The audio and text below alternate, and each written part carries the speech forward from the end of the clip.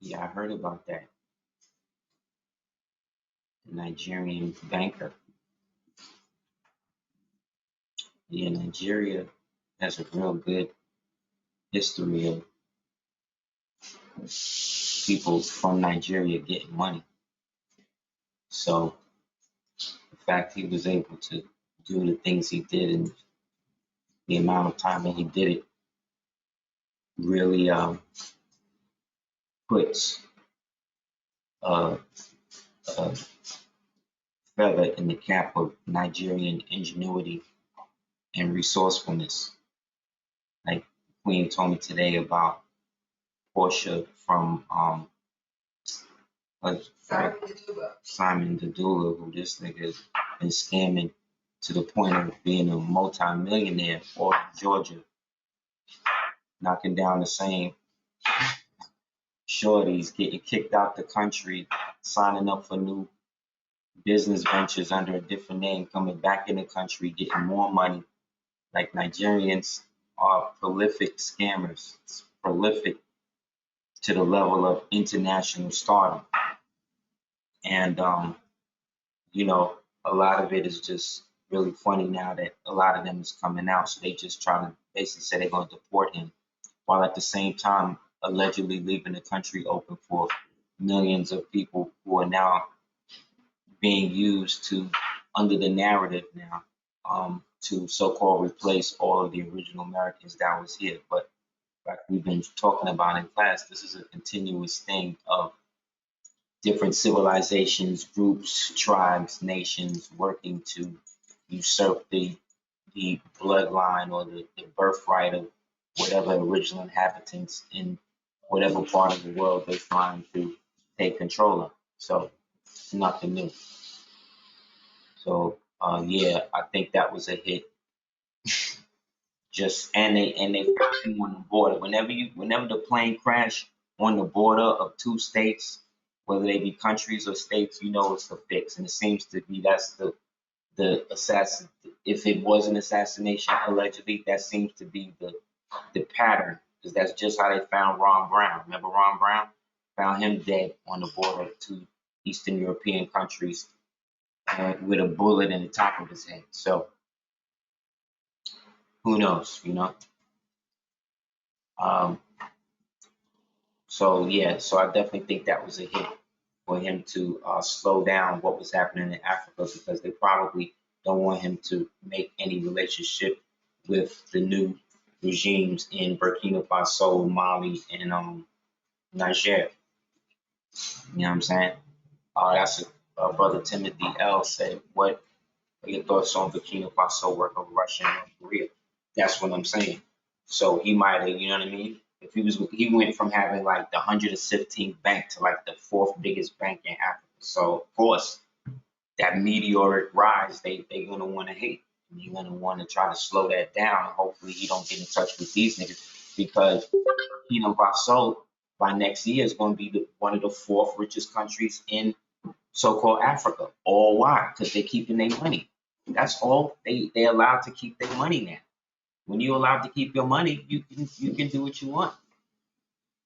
The problem is everybody wanted, you know what I'm saying, front and act like having a business acumen is a problem.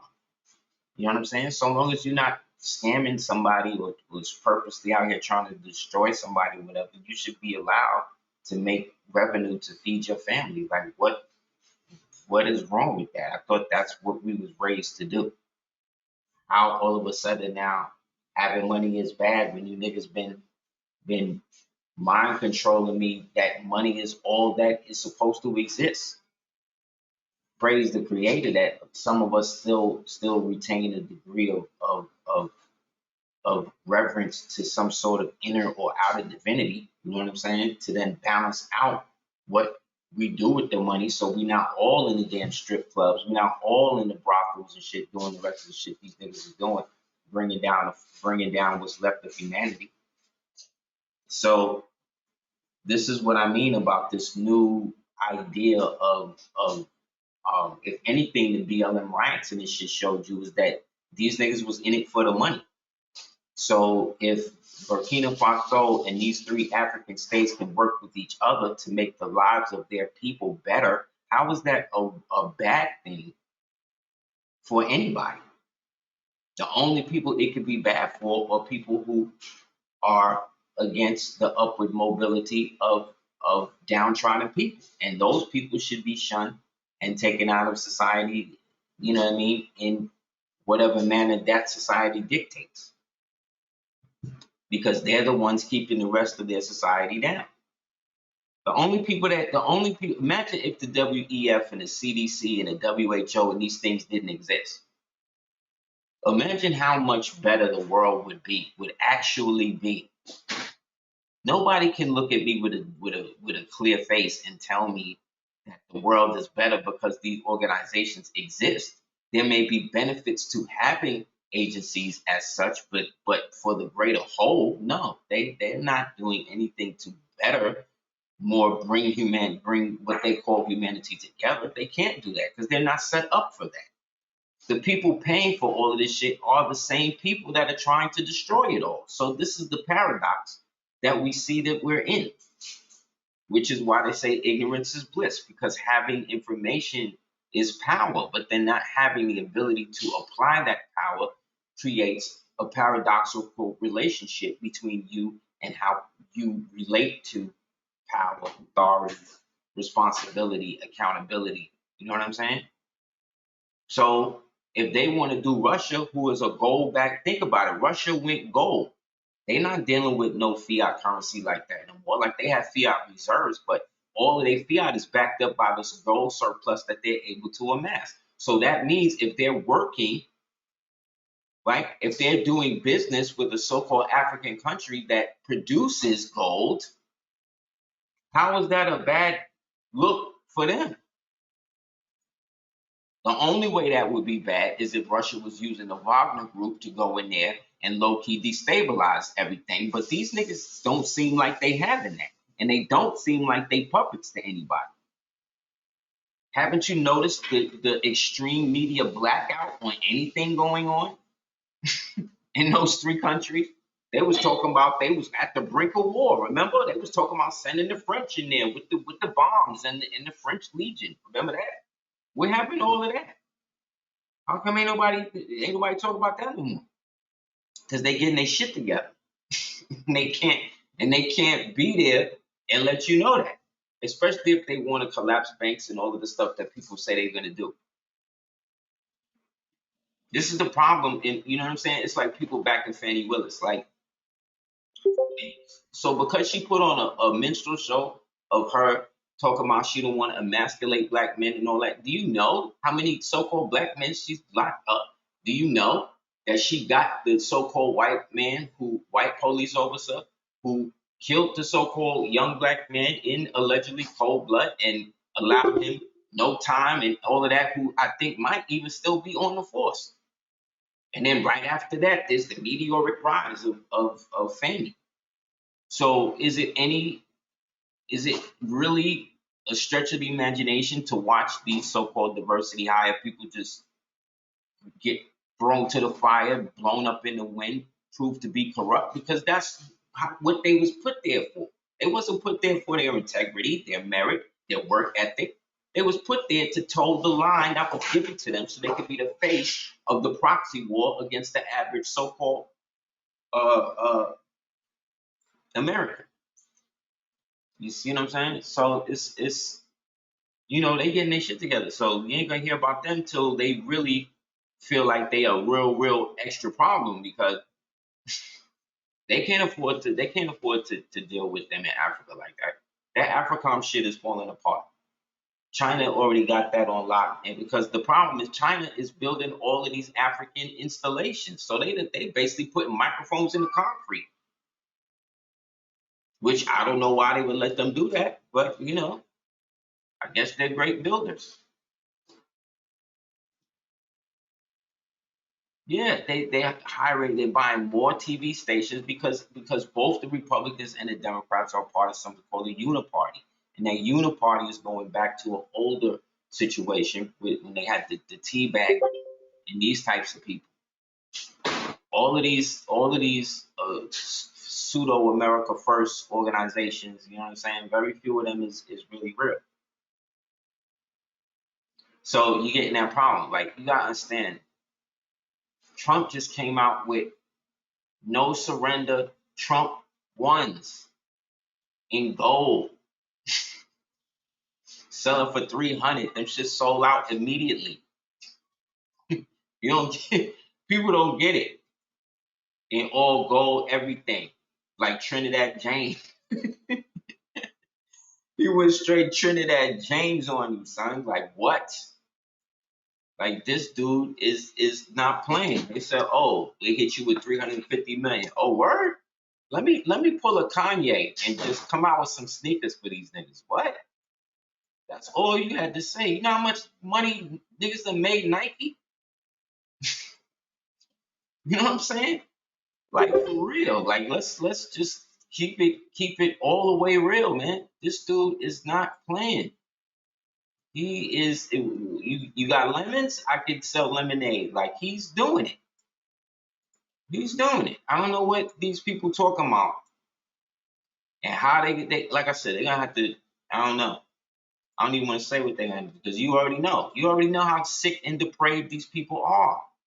The world is being held hostage. You understand? By people who feel that because they identify as a certain situation, they have the right to be a special socialized class. Like, it's not funny anymore. It's become a real global problem. You understand? And just think the level of theater that we have to be in at this level of the game. Like, for this to even be a thing. You understand? For it to even be a circumstance where you are now, where the future president of the United States got his own sneaker brand. You understand? Think about it. The first so-called black male, and then premiered it at SneakerCon. Like, what level of troll are you dealing with? That's next level of ingraining yourself into the so-called fact. What's more American than sneakers? You understand that America invented world culture, and of those Americans, the original melanated so-called American males and females, undeclared and declared Moors, made this happen to where this is actually a thing now. We're the first original people, whoever they may be, to actually wear these sneakers in public will go down in the history books. Like, it's it's beyond, like, you can't even use crazy anymore. Like, it's not even an adjective for that. So don't tell me that we live in a world of rational thought, and just because you understand it as such or I understand it as such, that's the only way it is. Because this shows you that the level, that the playing field gets lower and lower. You understand? Yeah, it's ill. The more said, yo, it's Mojo World. Islam, damn word, it's Mojo World for real. For reals, for reals. So yeah, so that's some of the things that's going down, you know, as we get into what we're talking about. Because a lot of this stuff is based on, like I said, these earlier circumstances and situations that we have become divided through by making enemies of each other based upon how we view the world. So there's nothing you could do with people like that. You know what I mean? Like, you could show people what it is based upon that and give them the ability to equalized dialogue, you know what I mean? Like in real life, like outside of this unit. And they don't want to do that. So the best way to do the analysis stuff is to build on the truth. And of that, it always goes back to the DNA of us as a original people. You know what I mean? And this so-called attack on the Republic, you know what I mean? That they have been working for years, unfortunately, really depends on the mind grift of the racial divide that really has put everybody in the chokehold when it comes to moving forward and us collectively, you know, getting what's due to us. So the best way to get it is to build on it. So one of the things, this is an old, I showed this years ago in John, but this is building on the Y chromosome, often shift in the evolutionary timetable. The Y melanin is $3.84 a gram. I added that. The photomyographic shows the X chromosome at left alongside the age-shrunken Y chromosome.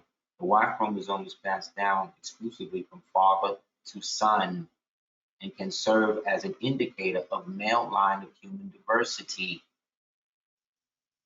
So the first indicator of male line human diversity, of course, comes from the unbroken line of chromosomes between father and son, right?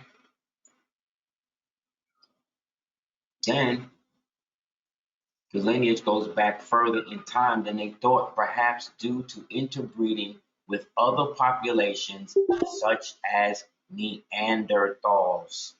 This is the genetic miscegenation. This is when this comes in to play. Around 11,500, we start expanding everything outside of the traditional understanding. Case in point, I've mentioned this book before. You can check it, and it deals with that. When you look up when the Ice Age started, it'll give you this exact date. So right here, we're showing and proving, okay, that the timetable that they have set everything on is not only grossly inaccurate, but is actually concealing the fact of how these things actually manifested, which led to the destruction of us as a people amongst each other, which created the tribal feudalism and the tribal Negroism that these niggas are trying to perpetuate today. Okay, so keep that in mind, right? Okay, that's that book. 11,500. You see that the Algonquin, right? Keep that in mind. The Algonquin peoples, the original Moors and of the barbarous tribes of what they call America today. They went and expanded outward, and they are the remnant people of the so-called Carthaginians and all that. I'm going to show and prove that as well. So in that, this says this really upsets a lot of ideas, but at least at the same time, it's understandable if we accept that human populations were structured in the past so that there were little pockets of diversity, meaning everybody was the same.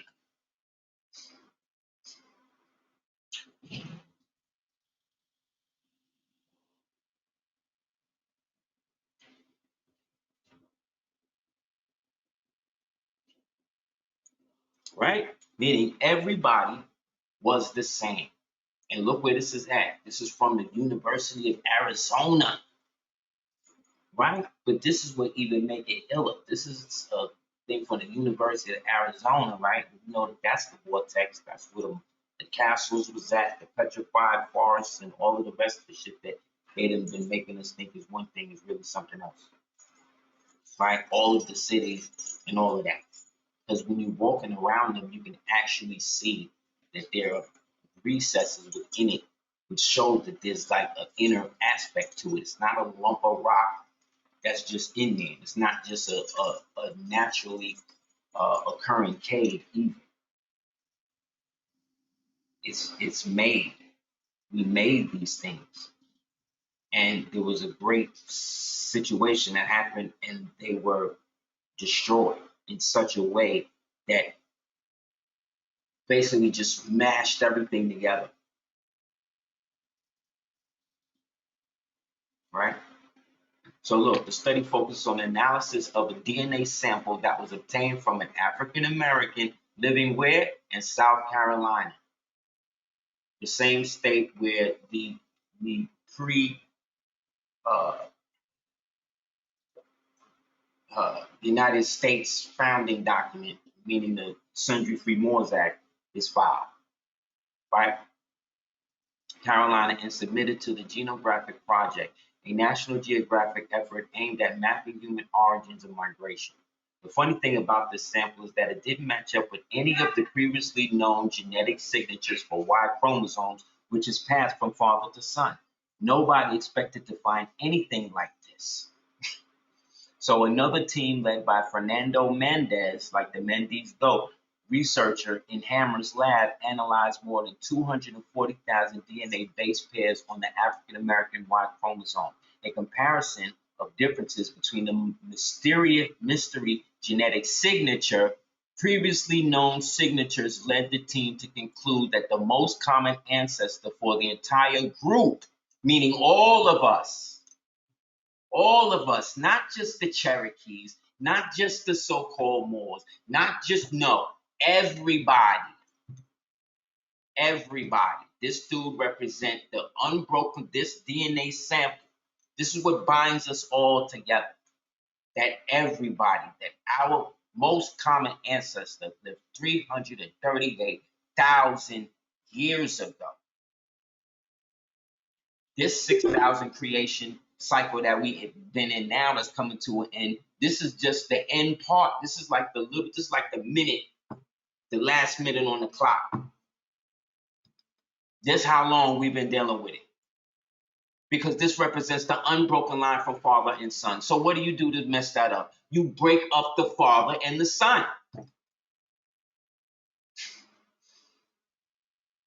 Right?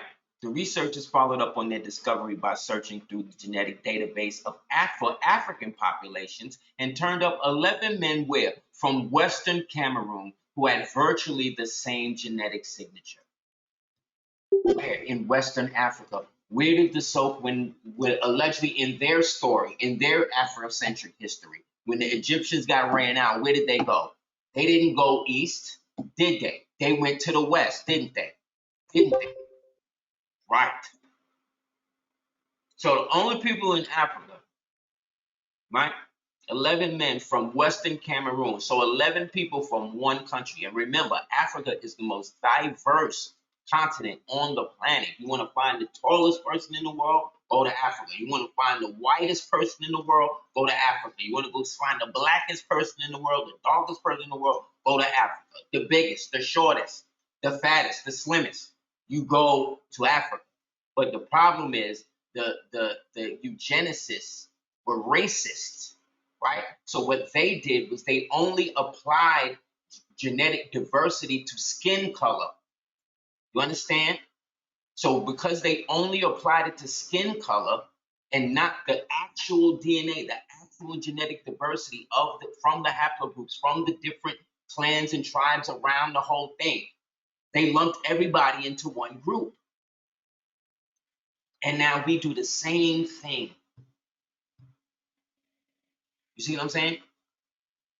So when so that uncomfortable feeling when you see a so-called melanated person coning for a group of white people and stuff like that, that's because this has been a thing put on us to feel like because we're the same color, right, or similar in color, we're all supposed to be of a certain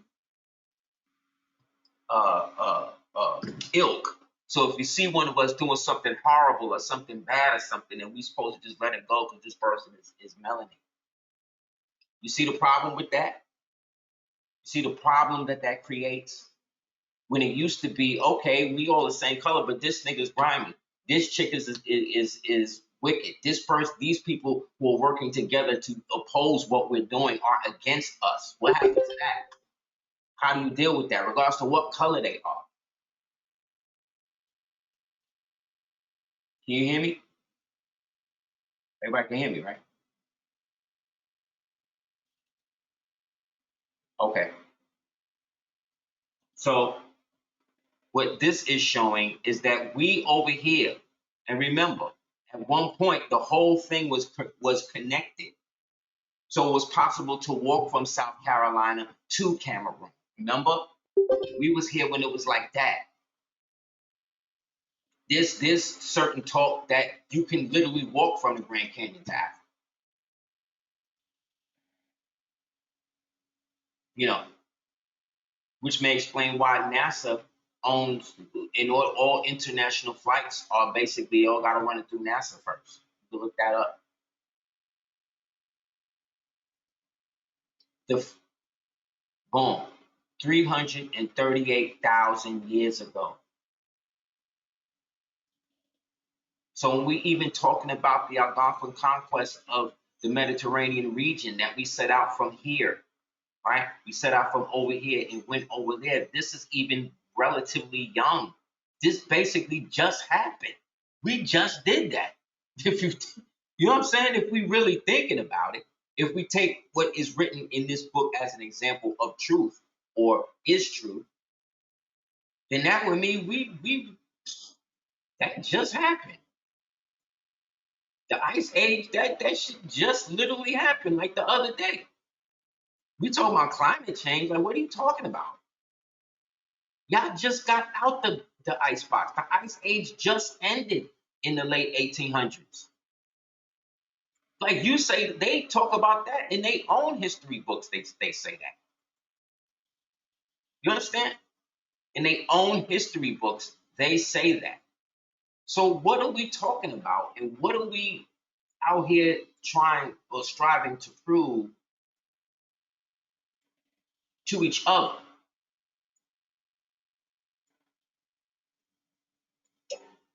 Because if you want to be a slave from Africa that bad, then why aren't you asking the Africans for reparations for what they did? Because according to the story you talked about, you said that um they sold you, right? This is the people that are going with the transatlantic slave trade narrative as it has been taught to us. Take away from the symbolic, the allegorical and the symbolic thing I talked about with the slave ship representing the nervous center, the nervous system situated in the back of the human of the body of men and women. Let's just say their story for a thing. Based on their story, they're supposed to be asking them for the money. How come they're not doing it?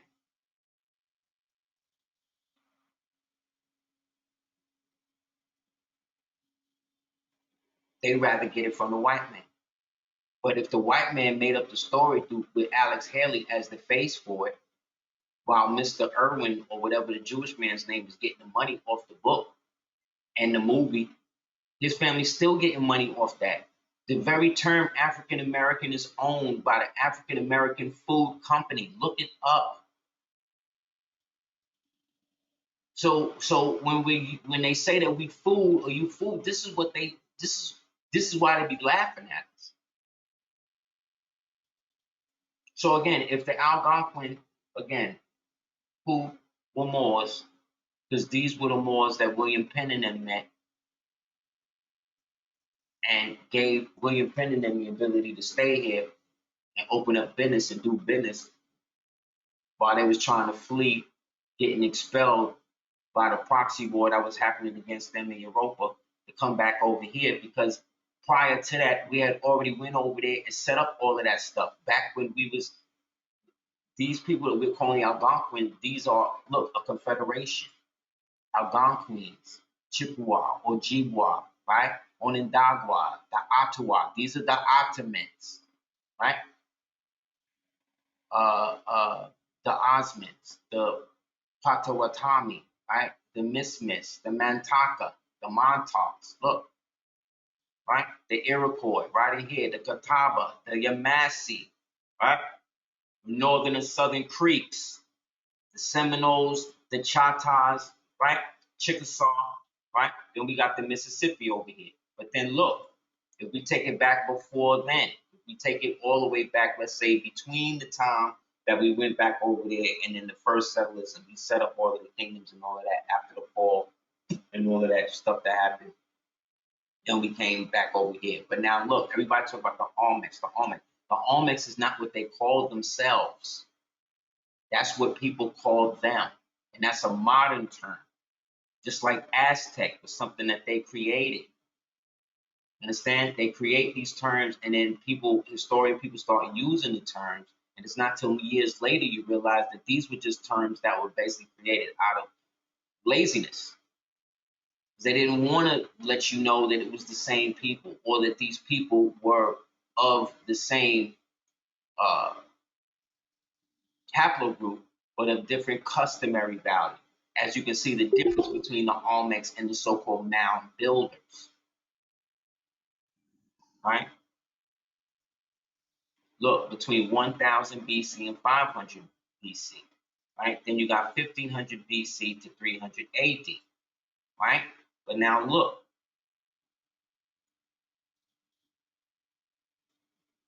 what do they call it? This is this, right? That's right next door. That's all of this right here. You see? Look at this map right here, right? And now when we put it to that, that's this. That's all it is. That's all of this. And these so-called tribes were barbarous tribes, meaning they were Moors.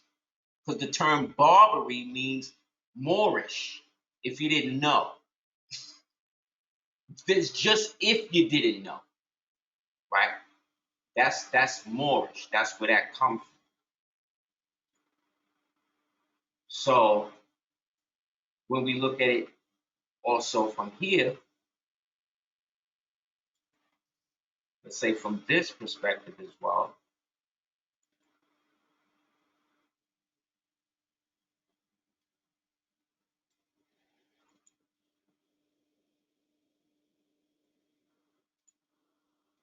remember I showed you that spot where the Olmecs was at.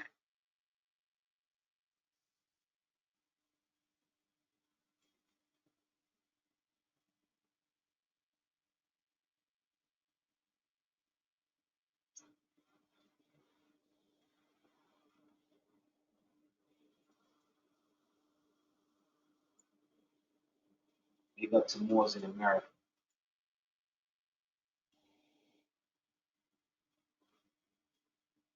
I believe they made this. They made this clip of it. I want to show you. Okay, so you see that, right?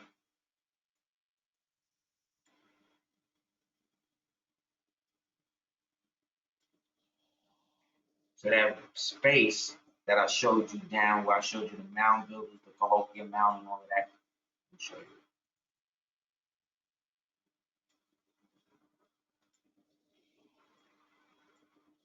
This area right here, right? That they say is the Olmec area, right? It's the Olmec area right here. But you see how few this is compared to all of the mound builders, because the mound builders are the Mayas who are connected to these Olmecs, but they're of a different time also, and they're more from the classical period. So the Olmec people are more from the time that they was building temples like that, right? More trapezoid situations. Up here now, these Moors, they a little different now because the time has moved on, right? So that's this area right here.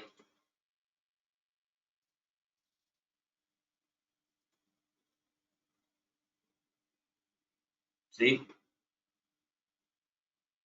Because it's a continuation of the people. But as they move into a different epoch and a different era, they start to add on to the customs or let certain customs go, begin to speak a little different. Like that's just how they do it. That's called the progression of culture, progression of how the people now identify. Like we not all wearing flat tops right now. You know what I'm saying? Like we not wearing hammer pants right now. We're not doing that. You know what I'm saying? Because we did that already. We don't got Jerry curls and all of that right now. I mean, and if they do, they don't call it Jerry curl. They call it something different. See what I'm saying? They try to put a new spin on. Look at what they just tried to do with Travis Kelce with the fade the other day. You see what I'm saying? They're trying to act like he created this shit to the point he had to come out and say, look, I had nothing to do with that. I did not invent the fade. Like he actually had to say that. Niggas made him say that. You know what I'm saying? Like we're not doing that no more. But that's what we did then. But it's interesting that the stuff that we did then is more dope than the stuff they doing now. Because the stuff we did back then had something connected to it.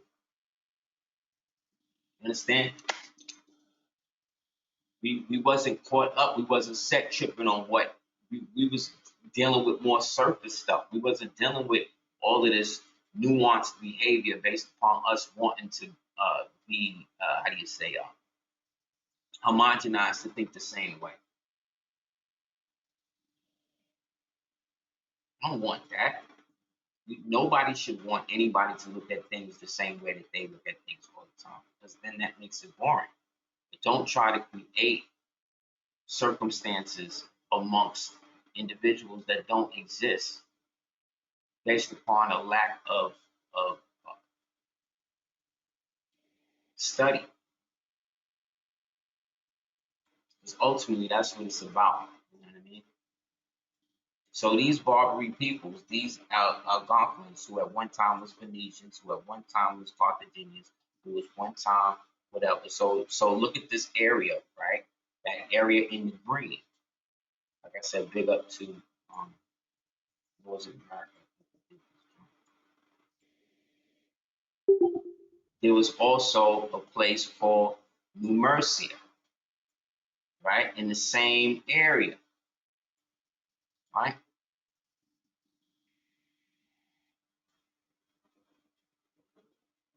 It has recently, however, been contended by some of the most eminent geologists that North America was the first of the continents. The Canadian Geological Survey's earliest sedimentary rocks were found in the Laurentian Mountains. That means the water went as high as the mountains. And the Laurentians are the Moors. Look up the book, again, Consecrated Talismans by the Grand Prince Uriel Bey, peace be upon him. He talks about the Laurentians, the Gaetulians, the Mercians. So look at where Mercia is. Mercia happens to be in the same place that the Algonquin Confederacy and the so-called Moors who met William Penn and signed the first treaties and all that shit to start to let these people come over here was at. And as no older rocks have been found anywhere, America was pronounced the firstborn of the continents. Louis Agassiz, and speaking of American is the oldest continent, grew eloquent, expressed himself in the geological sketches. Volume 1, page 1, paragraph 1 in the following language. Firstborn amongst the continents, through so much later the cultural civilization as some more recent birth of America, so far as her physical history is concerned, has been falsely denoted to the New World. Mercia, M-U-R, that's more. That means more, or place of the Moors. You also see that it was called Nueva Andalusia. That means New Andalusia. Then in this part, right, this part right here was referred to again as New Granada, because this was the satellite of this place. That's why Toledo and all of that stuff is up in here. Because the kingdom of Toledo, right? Excuse me, the place Toledo over here is older than Toledo over there. Again, this is from the CIA and they little, information blitz to keep up with what Putin was putting out. this area then also encompasses all of this right here, which then would mean what? That would mean Morocco is right in here, right? We're looking at the same map, ain't we? Ain't we? This is the Erie River. This is Lake Superior. We're looking at the same place. But in this map, it's called Morocco. On this map, it's called the map of the barbarous, distribution map of the barbarous tribes east of the Mississippi. So can we agree on that? Is that not what we're seeing right here? And then this right here then is the same area, but this area is now called what? New Andalusia, New Murcia, on another map. But are the people different?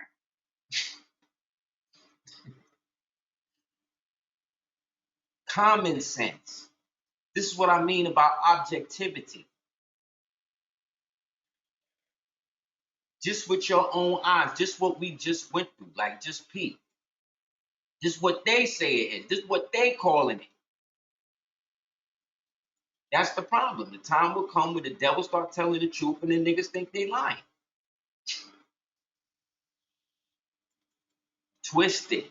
Everything is twisted. This was the hemisphere. This is the map of the place, the time that we was living in. This is what it looked like. This is how we was dealing with.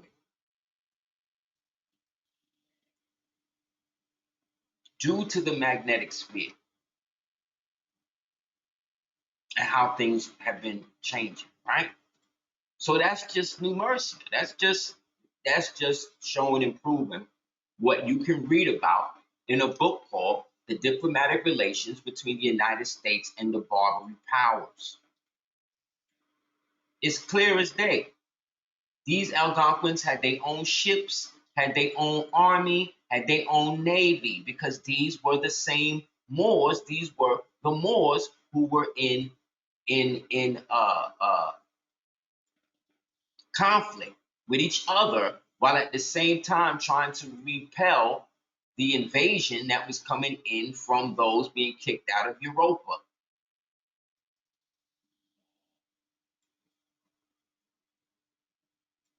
The whole Yaqub, all of that is based upon the sacred hoop. But they don't talk to you about the sacred hoop. They don't talk to you about any of the cultural things that you used to do as an Aboriginal or more, as an Aboriginal or so-called Indian or whatever, because they don't know. These niggas don't know. They don't live it. You understand?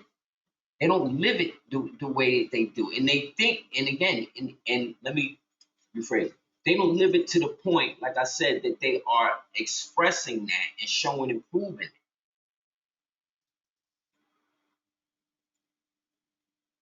Each part of the sacred book had its own section, just like each part of the empire had its own section. And in the middle, you had what we perceive as Granada,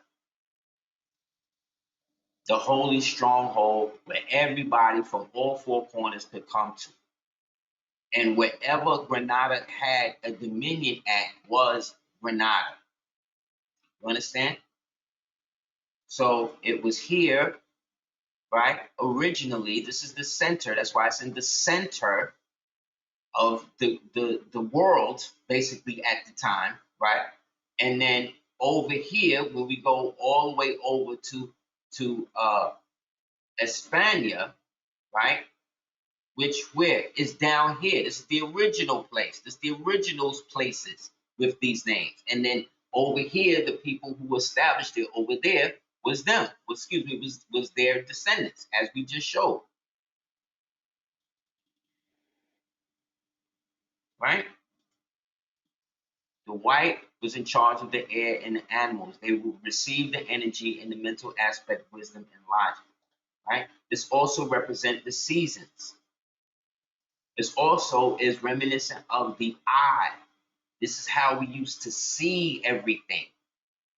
This is how we used to be able to see in all of the different phases of light. That's what this hoop represents and represented.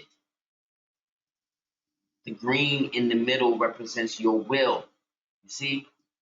What does it say? The center, the learning, the self, the balance, the harmony, the beauty, the harmony. This is how we would see the world. So each quadrant of our eye was able to associate an element of the world to this before the fall. That's why each section in each so-called tribe or clan had its own name, had its own totem, had its own wampum, had its own thing, but they all gave reverence to the Great Spirit, i.e. the Great Law of Dionysus, aka the Great Quran of Islam, not the religion. Because remember, Muslim, the word Muslim comes from the Delaware word Muslim that started over here. Because the Moors over here in the barbarous states that we just showed were not Arabs. Although you could say that they had Arab, E-R-E-B blood because of their Hebrew or so-called Hebrew connection. Whether or not they had admixtured with those 12 clans that agreed to mold their genetics in a manner that gave them power over certain technology, so long as they followed that strict dietary or that strict cultural breeding norm. That's what separated these people. That's why they refer to them as the Hebrews, those who crossed over the Great River. Some people say it's the River of Jordan. No, it's the Great River. They've crossed over into another thing. That's why they set themselves apart. They don't try to get anybody to come into their thing. Jews don't try to recruit non-so-called Jews into their thing. Do they? Jews don't go around telling people that they're not even the real shit. And they're not trying to get nobody else to come into that. Think about that. But the ones that look like us want to get everybody to join up with them. But that's not everybody's culture. They may have it in their genetical tree, but that don't necessarily mean that they have the ability to follow that based upon them not coming from the people who had the ability or to use, if not all of this in their sight to their advantage, or at least one of them.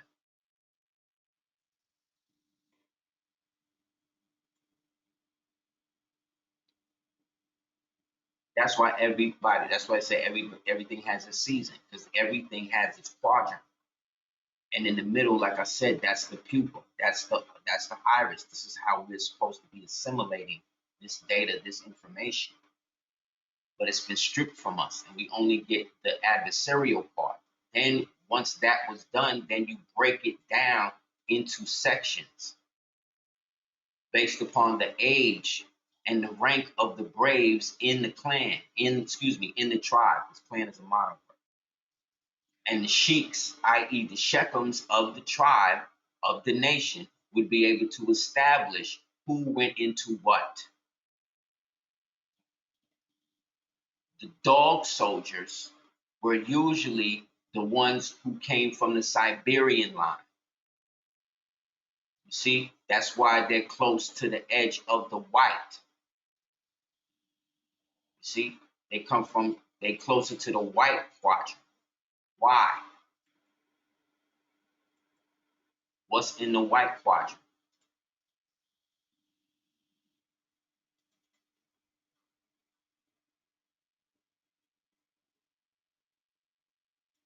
The air and all of that, right?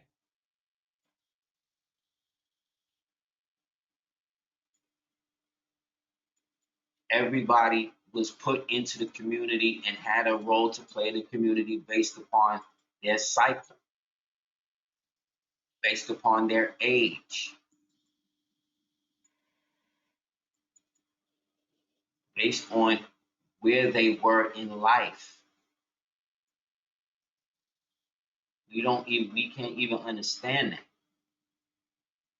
We also come from a time where we didn't write nothing down. You understand that the so-called Cherokee alphabet that was given to them by Sequoia came late in the game. Late. Almost non-existent late. to the point that when he put it down, they was trying to say it was fake. But then when they reanalyzed it, they found that it was very similar to the ancient Libyan script. Get the book by Black Indians by Jack Forbes. He say it.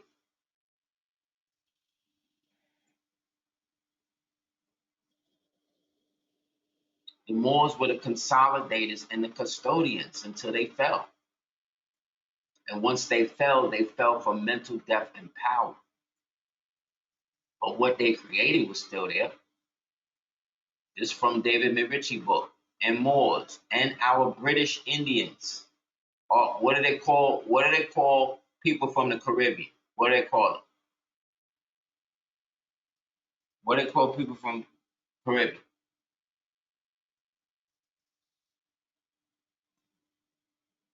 The melanated ones. What do they call them? No, I'm saying it, I already said the Caribbean. What do they call them? They call them West Indians, right? Didn't Britain have jurisdiction over Jamaica? Wasn't that the British West Indies? So when they say the British Indians, they talk about the people in the West Indies, not just the ancient Pictish people. You see what I'm saying? From over there. British Indians are also remembered as Moors. Therefore, Gross is virtually telling us that large companies of Moors or black people roamed up and down the country, rather more than 100 years ago, taking very considerable contributions from farming class and others, besides being possessed of many fierce and aggressive qualities. And these Moors at the quite recent period had not relinquished that custom that distinguished those black people against whom Caesar fought. Those 18th century Moors were also painted people. So when they say that the Picts and the Galloways and the Amharics, somebody in the class look up the word Amharic, Amorica, and post the definition, please. So when they talk about the Braveheart, those people painted themselves blue and shit like that, it's because that was their custom. The same way that the Jamaicans and them paint themselves what? Blue, red, black during carnival, right? Don't they do that in the West Indies? Don't the British Indians do that? Don't they do that? Didn't we see that in the Jay-Z video? So what are these niggas talking about?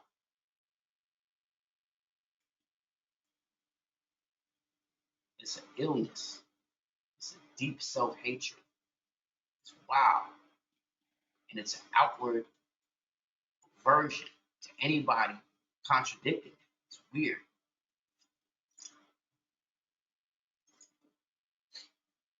So that's with that, right? So then you got to remember that a lot of this that we were talking about, the Europeans and all of that, right? Look, case in point, since we talking about that real quick, this is a great breakdown. A sister named Sultana Afros, right? From Moors to Marinage, right? The Islamic heritage of the Maroons in Jamaica. Look, the process of the Reconquista in Spain ended in the final conquest. See, everything starts with the conquest of Spain, of Andalus. And we just seen where Andalus was. It was over here. Granada, this is what fell, right?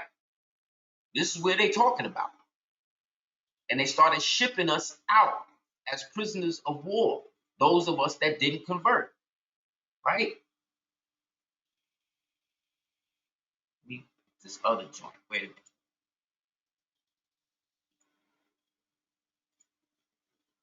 Boom, in this one, what does it say? Let the infamous date 1492 be spoken and heard by indigenous ancestors. This is from a book on the Khalifan so-called Indians, who again are Moors. Khalifa is a Moorish word. You understand? Like, it's crazy. So what does it say? Thank you, Dan. Armorica is the north of Gaul of France. That's here. That's America. Now also look up Caesar's Gallic Wars and where they took place. Let the infamous date 1492 be spoken and heard by indigenous ancestors from now until the eternity, that the date marks the beginning of the horrific evil execution and the genocide of the indigenous Americans. Who are they? The Moors. But they don't want to say that, you see, who were predominantly blacks of Africa, Asia, in the early history of the European admixture. Who's that? Who is that? That's the Moors. You see, they want to go all around it. They want to go all around. They want to lampoon. They want to try to create a whole dance around what it actually is. And the question is why? If I can accept the Chartalagi and the Panahasawa and these people, who were slave traders? Who were killing each other? That's why they had to create the law of Dionysus. Who did so much that they had to pull back. That's why they had to start to call themselves something else. Hitler praised the efficiency of America's extermination of the red savages because they were of the red flag. Was fighting the Gaul, right? Look up Caesar's Gallic Wars, right? That's what it's called, the Gallic Wars. Not the wars in Gaul, but the Gallic.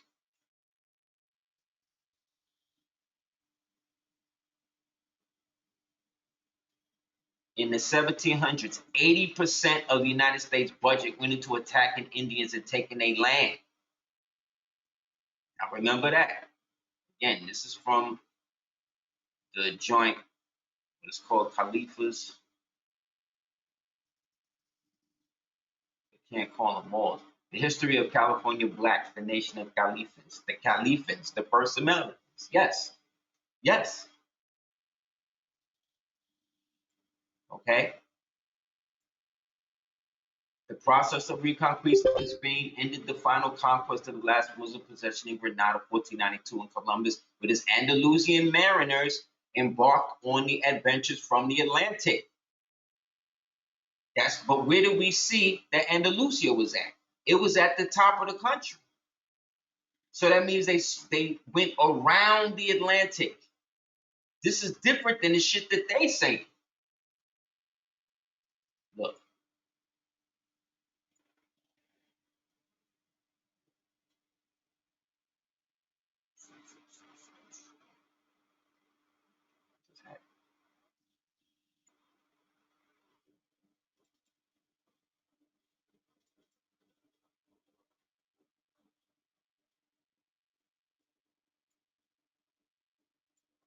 They say they go around their elbow to get to their thumb.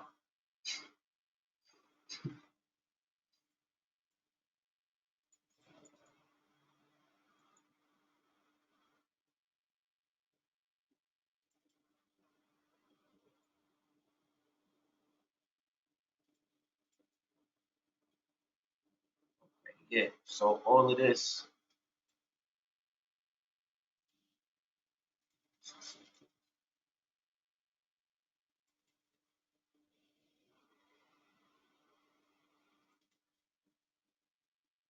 So according to what we just read,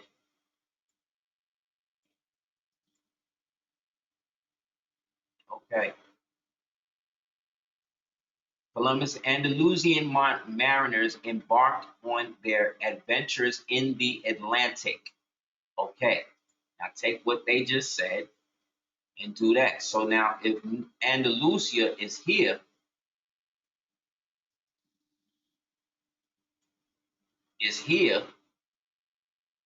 this is the Atlantic Ocean over here. So that means they came from over here.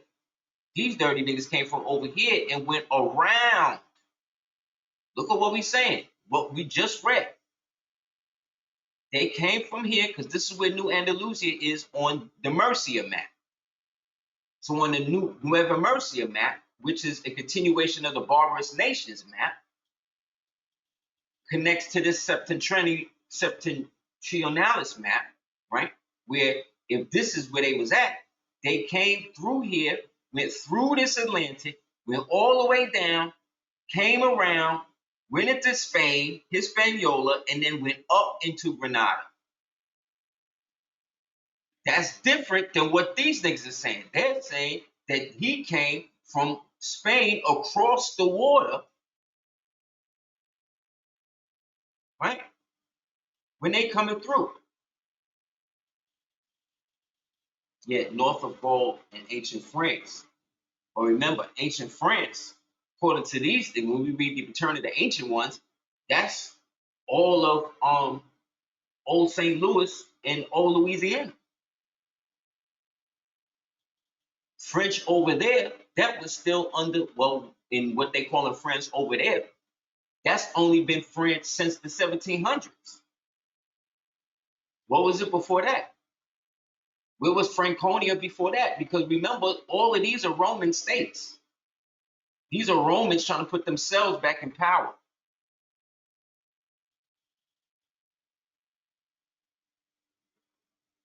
Thank you. So Gaelic wars, the history books are saying they went from the south of France to the north crossing to the English Channel into what they call Britain.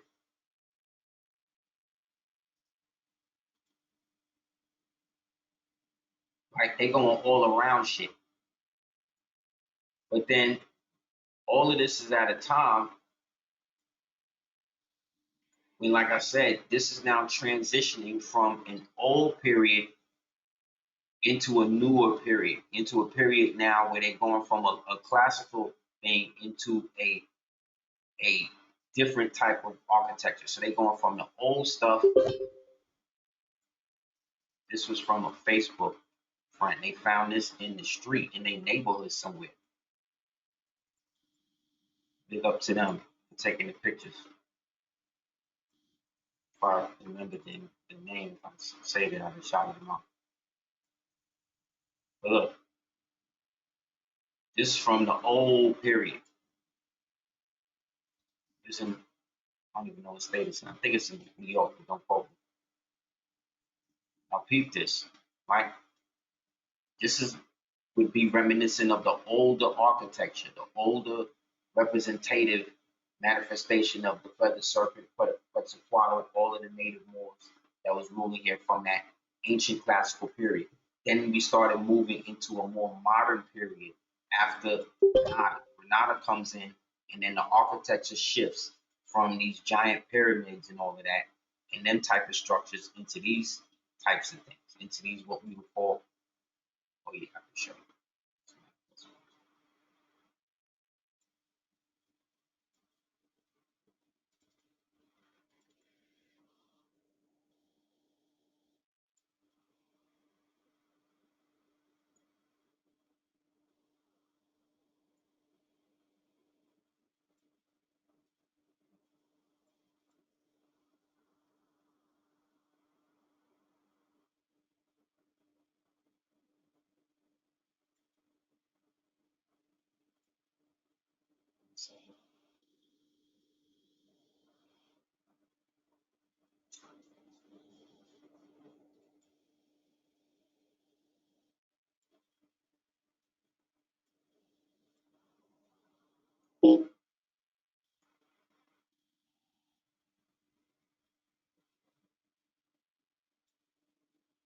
Going from this type, they're going from these types of buildings per se.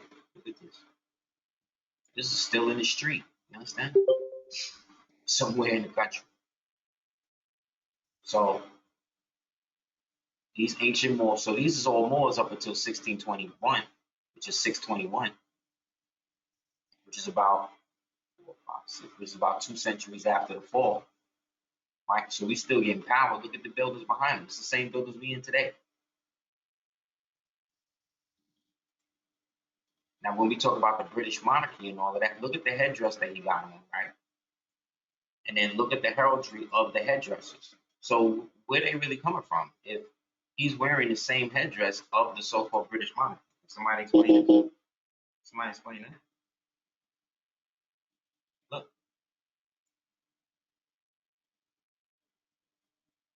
you got the Prince of Wales painting. He got the same plume of the Prince of Wales.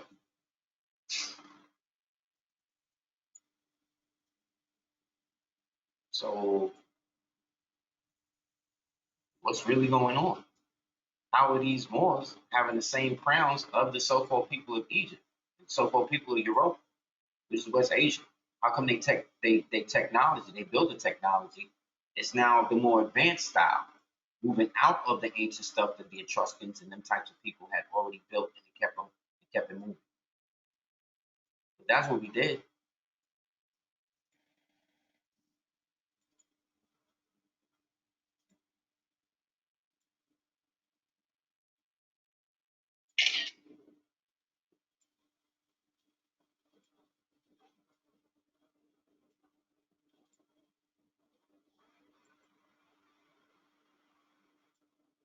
We start changing, we start evolving, and bringing things into a modern view, and then using the same ether technology and stuff from the older period. We made the world even better. We turned it into a paradise, into a literal paradise on earth for almost 1,000 years at least.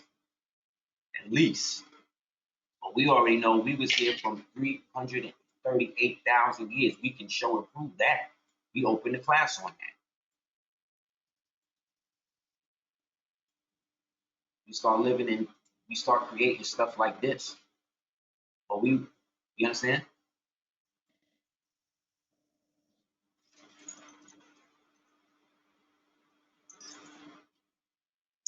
Galilee, Gaul, Caleb, Galloway, those all misnomers, all misnomer names for places over here. They call it British Galloway. Because you get the Native Americans that create their fake party that was established by a Jewish person named Louis Charles Levine in 1845 to 1800. But what people don't also know is that Levine was also a subject of the British Empire. You understand? And he was what? A recent immigrant. You see? A recent immigrant set up the Native American Party. Through the Native American Party, like I said, who was a Jewish person, they started to advocate for rights for the people who were now native to America, not born in America, not of American soul, but are native to.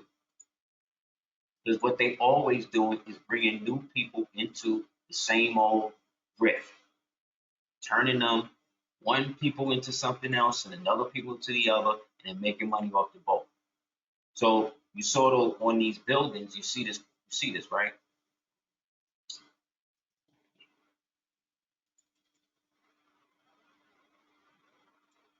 Look at these crosses.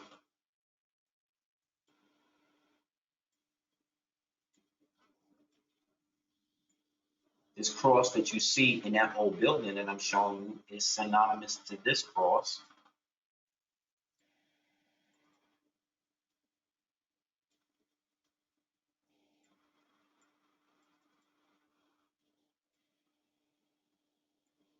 Which is also synonymous to this cross.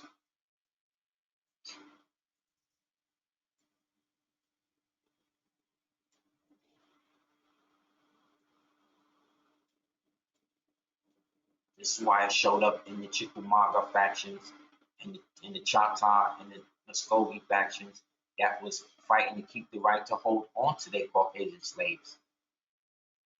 And they imported African or Siberian slaves. They was fighting for the right to keep that going. They didn't refer to themselves as Indians. They referred to themselves by the name of their nation. You know, I'm Ojibwa. I'm this. I'm that.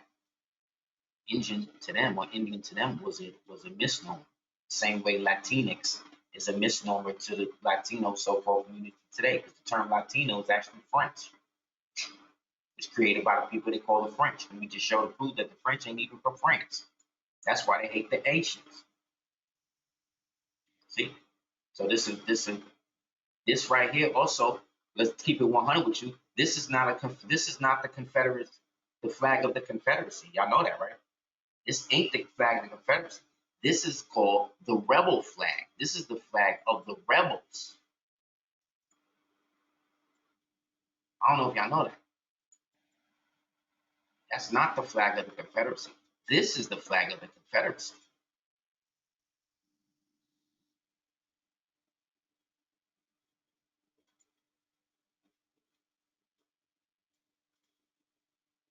That's why things like the exotic map and everything is so great, because it shows you that these towns and cities was named this before these people even came into existence, before they was even here.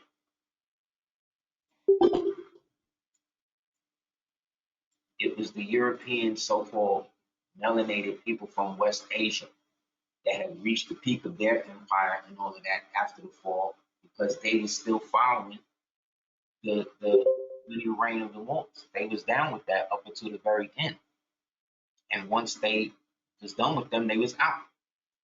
This is Queen Mary Teresa. This is King George the First. I mean, excuse me, the third or fourth or some shit. This is Joseph de Beaulieu.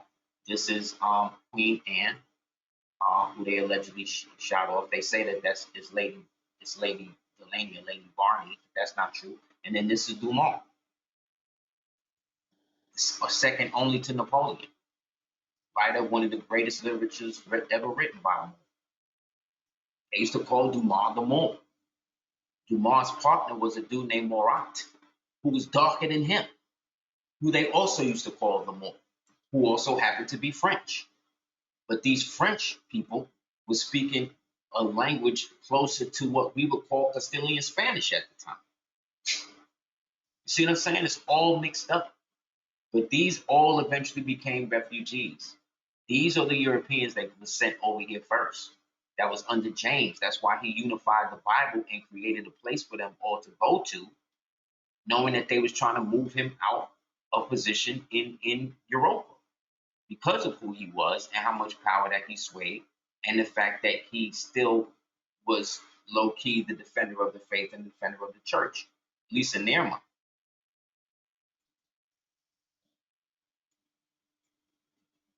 We're getting it twisted. But the Moorish Empire, like I said, at this point is fractured because, as we read, Granada started to fall based on the dumb diverses, based on the intercatera, based on the intersissimus. These are facts.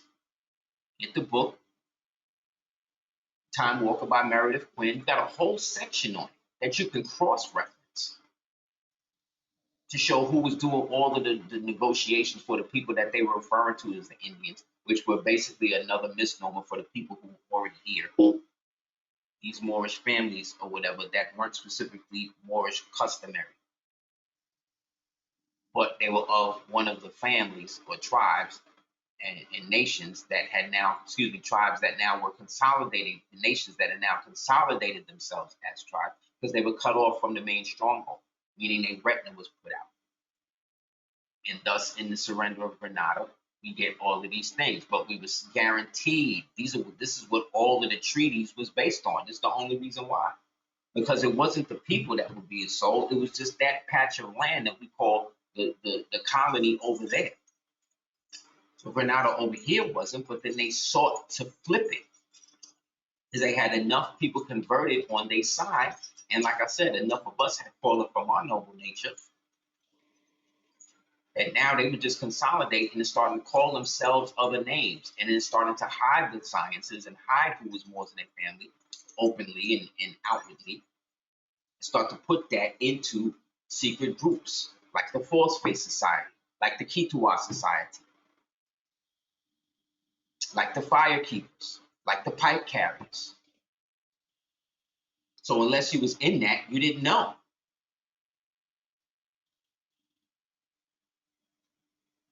Yes, just like the Tennessee battle flag, or exactly. Look, the Moors shall not be compelled or forced into any type of military service against their will.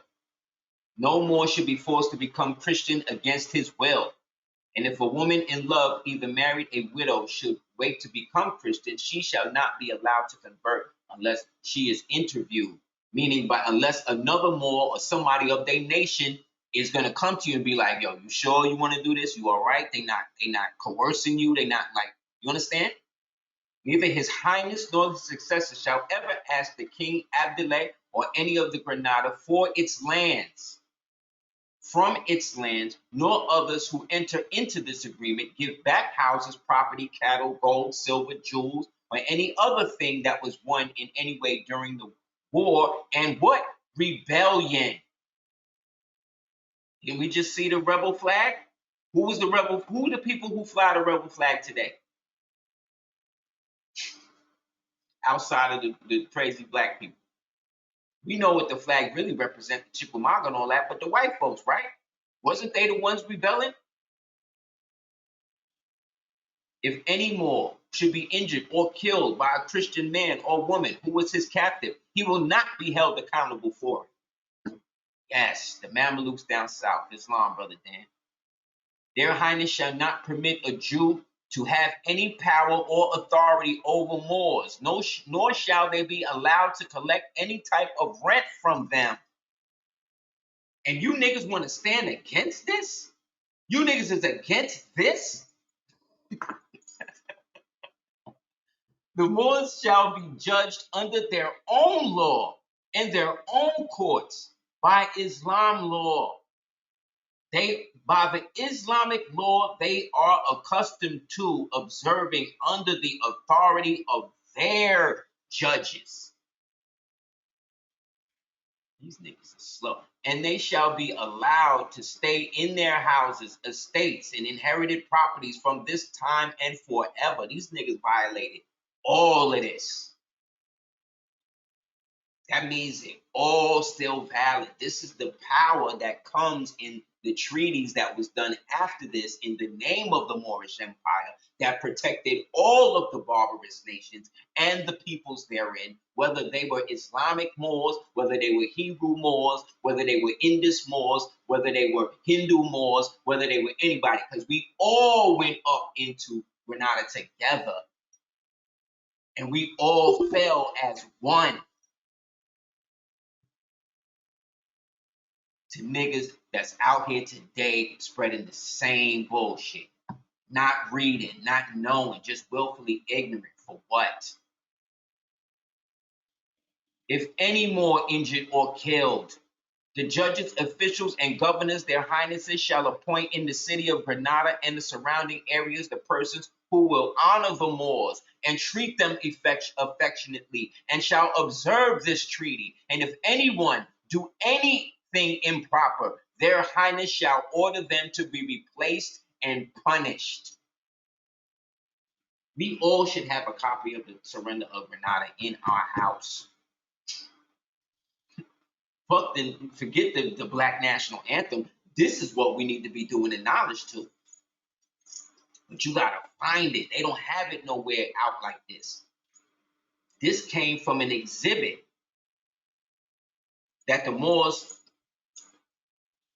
that we use in court cases. See, it's Exhibit B, right? This Exhibit A. Excuse me, Exhibit B1.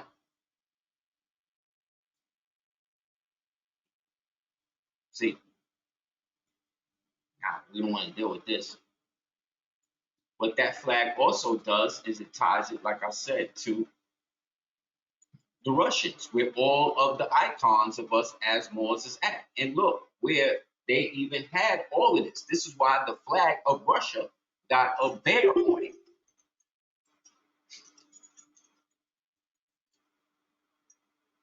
Thank you, Moore. Thank you, Brother Darius. Sharif, yes, the dude who wrote the Black National Anthem was a Freemason. Yes, he was. See, Alishka, Fedora, right? New Aldrich, Aldrich.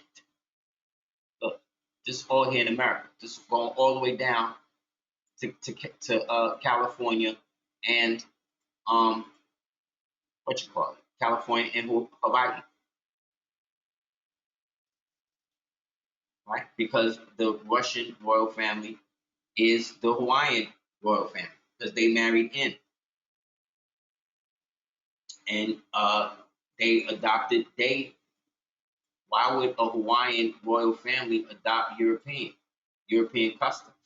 The same way the princes of the Pamunkey Nation received the sterling silver plaque of fealty from Charles V. That's just how they do it. That's just how we used to do it. Like I just showed you, this is why would slaves have of so-called the British Empire that was allegedly lily white in the times we talking, right? Why would they have the same crowns? Why would they have the same crowns as the British nobility? Why would they have that? Look, who's taking this crown from this little boy? He's not a slave, and he's not a herald because he got his own sword.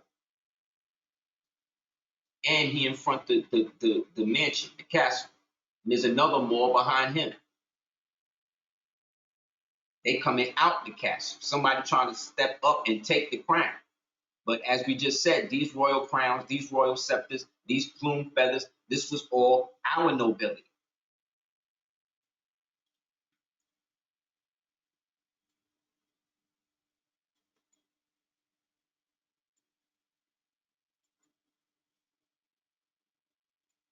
We are the original people, every nation in the world.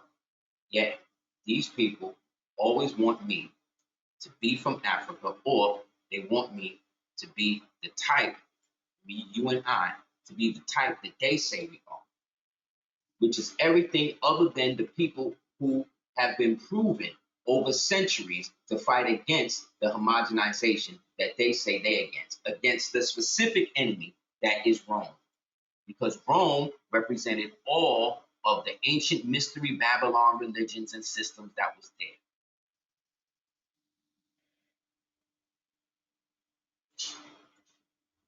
This is another joint from Russia that allegedly is a depiction of Granada and the Moors at Granada.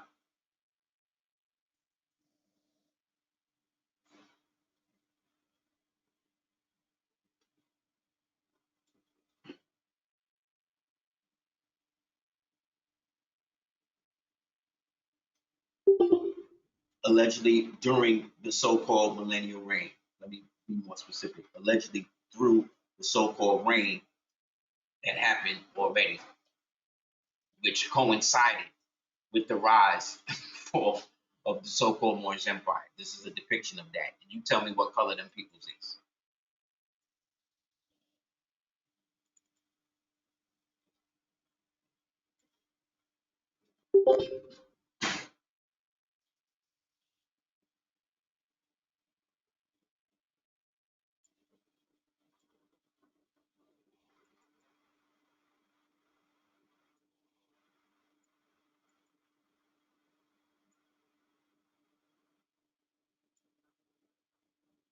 Like I said, that's what the pt3 society was about. False face society. These were Moorish societies. This is where you learned about being a Moor. But they weren't the societies where you were initiated the way that they was doing it in Europe. They was putting you through all of these satanic blood. It wasn't like that. You had to do real shit.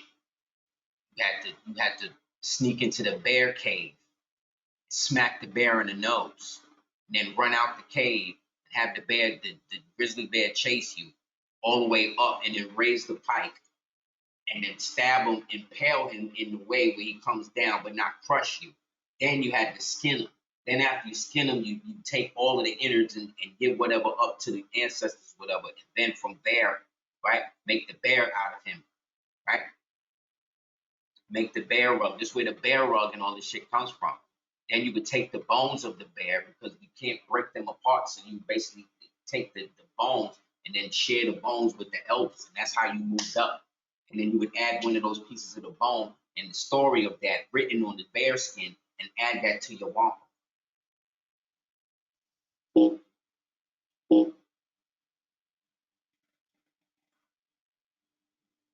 Look how they got the same colors of the sacred hoopon.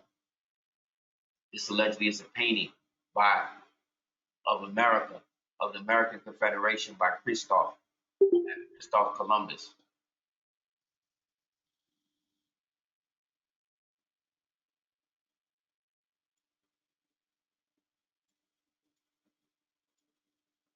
So all of these treaties that have applied to us as Moors and all that's still in effect, man. They can't wash none of that away. They don't have the jurisdiction to do it. All they can do is hide it and make us think that we don't have anything to do with it. And all of these Freemasons, no. Baphomet, yes, it's a symbol of their God, but that's on the mundane, profane level. The real ones that's really involved with that shit, they know that that's really a symbol of Muhammad. And that symbol of Muhammad is actually a symbol of the Moors. It's Baphomet, but in the secret alphabet, it's Mahomet. That's what they was actually burned for when you read the book, The Templars and the Moors, by Wasser.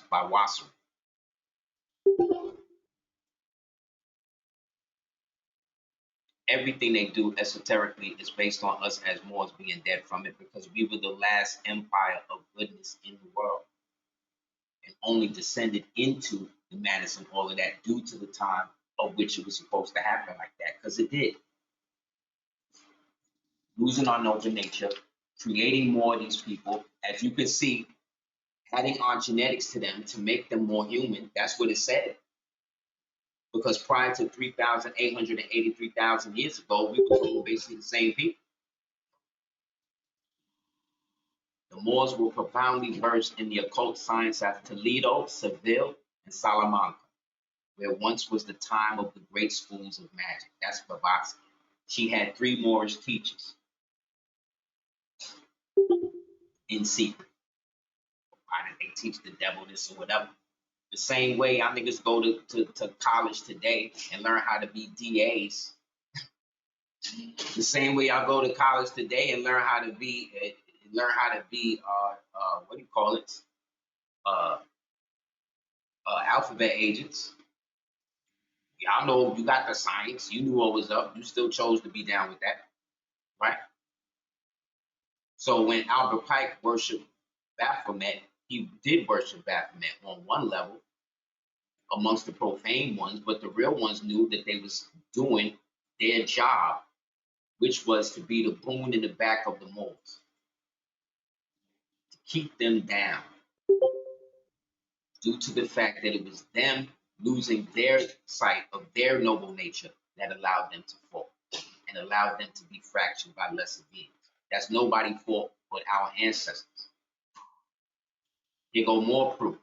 Now we talked about the Libyan script and how the Libyan script was the same as the Cherokee script that they found that Sequoia wrote the what you call it in. Well, it come to find out that all of that is punic, and it matched what was already on the born stone, in which Hanno Bey, i.e. Hanno Bey, the Carthaginian Moor, right? The Carthaginian Moor,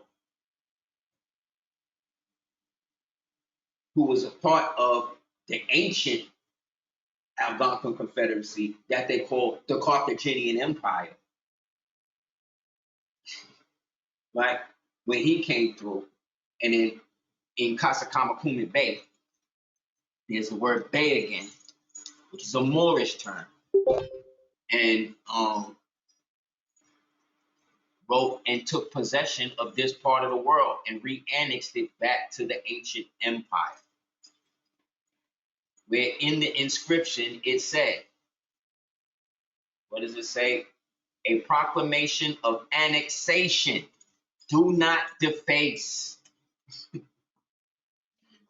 You understand? Do not deface. By this, Hanno takes possession. He didn't put no flag. He carved it in stone. And it lasted there for over 35,000 years. Until some white man tripped over it and thought it was chicken scratch. To the point that the white people built a building around it that they called the Born Society, in which they study it. And they sent people all over the world to marvel at the ancient artifact of possession of the ancient melanated Moorish Carthaginian Empire in America, annexing it back to Europa, fulfilling the whole Algonquin conquest that started at the fall of the Ice Age in 11,500, according to a book by Samuel Poe, backed up by the other book historian, what was it called? The historical records of the conquest of Mexico, Peru, the Natchez, and Bogota by the Mongols.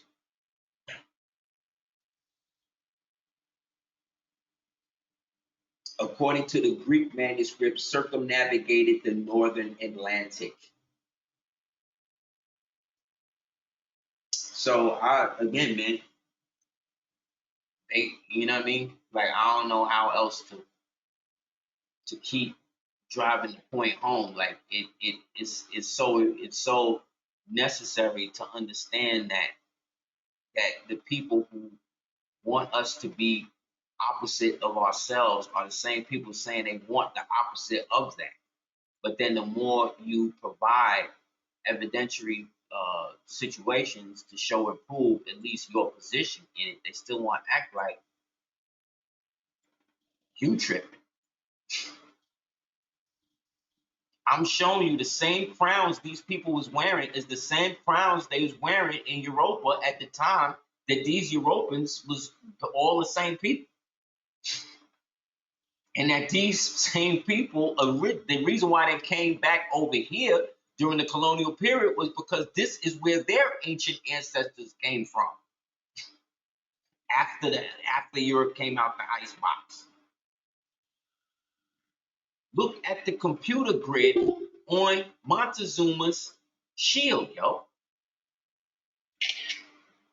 Look at the computer grid on this nigga's shield. What are you telling me, bro? What are you telling me? Or it's a map of the entire city. Either way, look at what's going on. Look at what look at the colors. Look at the colors, y'all. Look at the colors. Who got red and green? Who got red and green in their flag, man? Like, come on, man. Like, yo, man. Like, just say you don't like the nigga. Make it about personality, but don't make it about this shit. Like, come on, B. Like, look at these people. Look at these Moors. Look at these Moors. Look how much money they had. Look how we was so paid. We didn't even have to wear clothes. That means that the heat. That means it was so hot over here. We didn't even have to wear real clothes, but the clothes we did wear was just gilded with pearls and diamonds. To the point where this Moor right here, this is Shango Macho. Shango Macho is a god. Do you understand that Latin American, mestizo Latin Americans pray to this statue? You know how many madrinas got this statue right now? How many so-called elderly mestizo black Latino women got this statue, pray to this idol, but then act like they don't like black people? You know how many of them? More than you think. Because they no longer associate you with that. Because you say you not that. You say you a thug. That's what you said. You said not y'all in class, but these people that's trying to, whatever. You say you everything else other than that. Other than who and what you say you are. You understand? You a thug.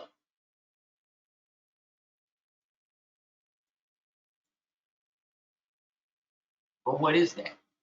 What is a thug? You know?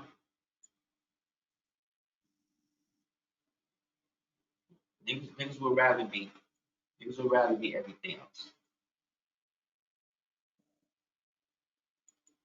Yeah, but even the enemy knew, even Blavatsky knew that the people with all the magic in the world was the Moors. And so what do? They convince the Moors that there's something inferior, that they thugs and divas, right? But what is a thug and a diva? Thug and a diva, a thug is a demon. A diva is a demon, a Buddhist demon at that. Buddha is heavy in India, right?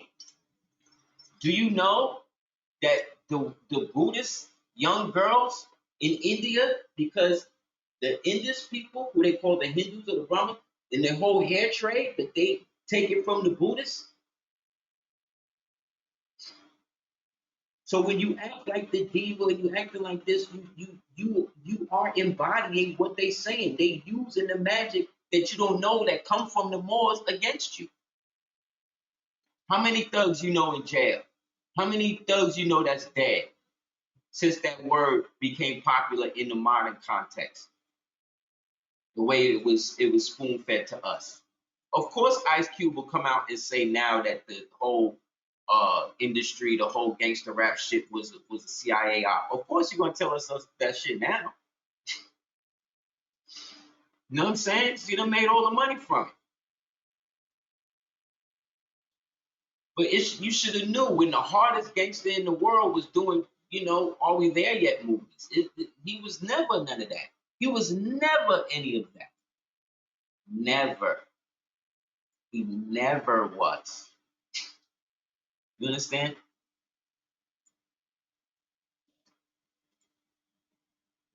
But America's Most is one of the greatest hip hop albums in history. So, what are you gonna do? Exactly. These are the more. This is another alleged painting of Montezuma. Get the Horace Butler book, When Rocks Cry Out. Oh, they hated that book. They hated that brother. They hate that brother. They hate that brother. I don't know why. Book was great. Just added on to what we've been saying. Look, this more the same size as the giant doorway. Look at that shit, boy. Like, look, then this is a picture of Toussaint that was painted in 1870 by George Baptiste. Why would they paint a Haitian who allegedly was Christian with a fez on?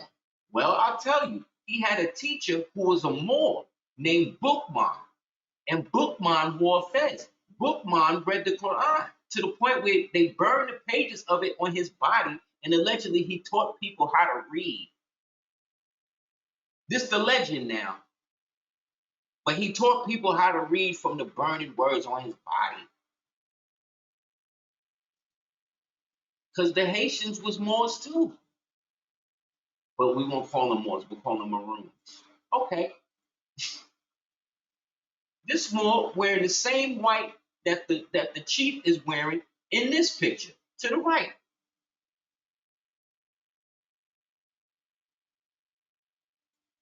But no, they divided. We divided. No, when you see the division first, that's when you know you just it's a wrap for you.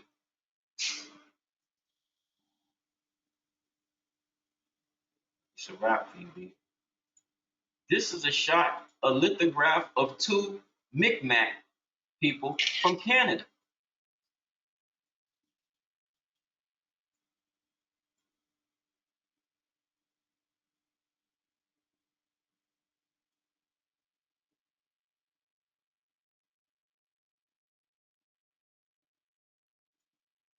So these people is different. Okay. Okay. Because what?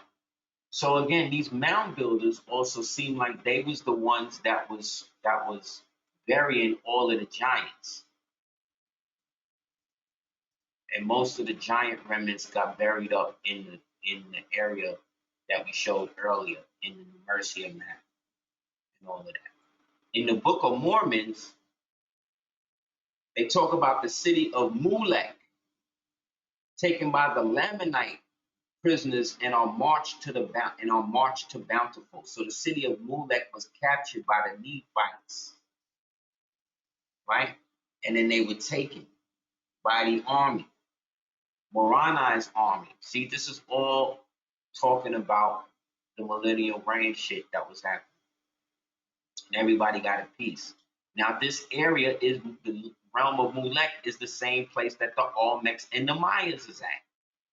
Around the same period, going back again to 338,000 BC. And then through the successive generations from the ancient, what we'll call Canaanites. Because even these names that we use, these are just the homogenized, what you call it, names that we can attribute to the people based upon the reference.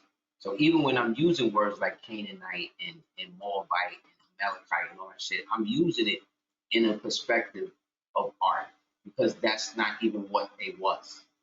But if you start using a lot of the ancient dialect at this time period, a lot of people are going to get thrown off because they don't understand. They think that because their people is there now that they always been there. But if history is showing you anything right now, is that the people that was in this place today can be switched up, and in 100 and in 20 years from now, they running for president. And now the first illegal immigrant is then made president because these communists and these uniparty totalitarian nihilists want to make it so that way foreign people now can vote in your republic. If their countries were so great, why are they always coming here and living off of us? That's the question.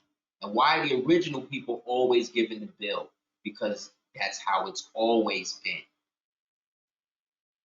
Because this is where the seat of the Moorish Empire was at. And all the rest of them places were just satellites that we had set up from ancient times.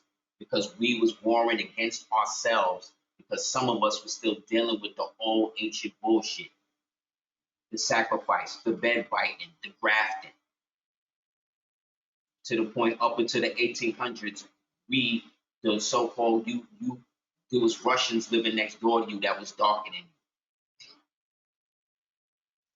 And then from 1867 to 1871, they erased all remnants of them except the names. Look up how many places called Moscow is in the United States.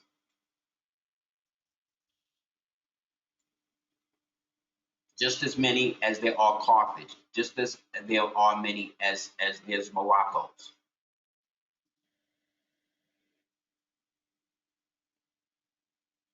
Gematria is one of the codes. That's the code that they learned the most at Salamanca. That was mentioned by Blavatsky. That was the main joint that they could focus on.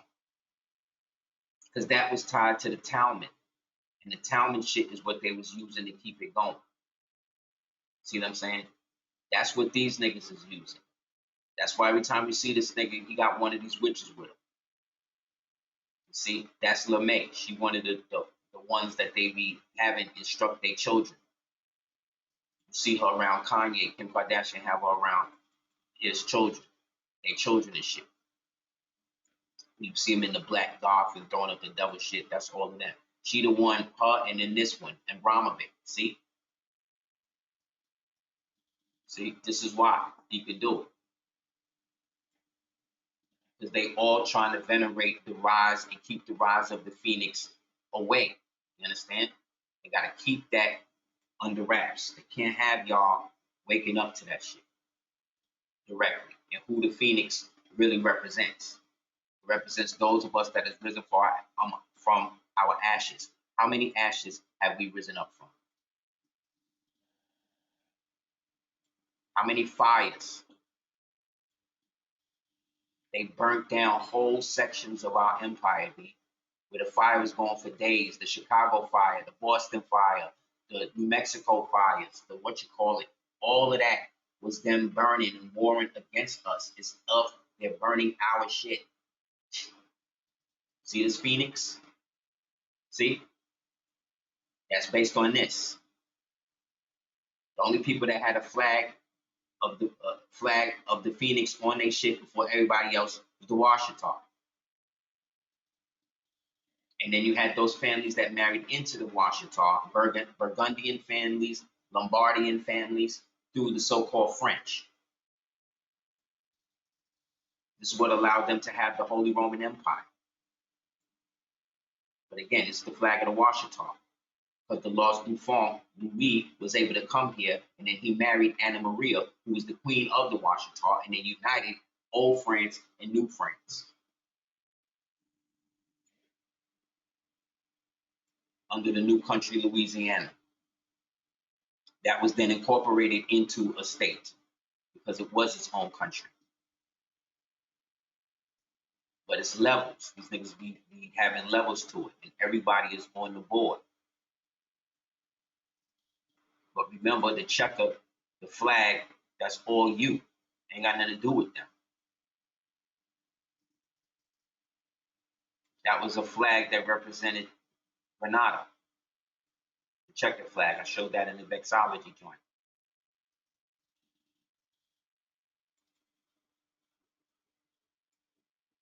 So how is it not always going back to the Moors? How is it not always going referencing mocking us? Why y'all always care what we think? Why you care what Moors think so much? Why you care if you ain't one? If it's not you, if it's not what you about, if it's not this, it's like if it ain't this, it's something else. Moors was everywhere. Get used to it. Look, this is us in ancient China. Look, we in China, in the Tang Dynasty in 651. Look, these Chinese wasn't yellow, you know. There's a Caucasian man that just written a book that just came out called Tartarians and Moors. It really mirrors everything I was talking about in the video I did 4 years ago called Barbarians and Tartarians when the Moors was Asia. His is Tartarians and Moors when the world was ruled, when the world lived in peace. So who's following who? And I'm not even hating. I'm glad. I'm gonna get the book. Because it's just more verification of the shit that we've been saying. There's a whole section on there about how the Moors and the Indians and how all of that was concealed. Look, this is how deep it is.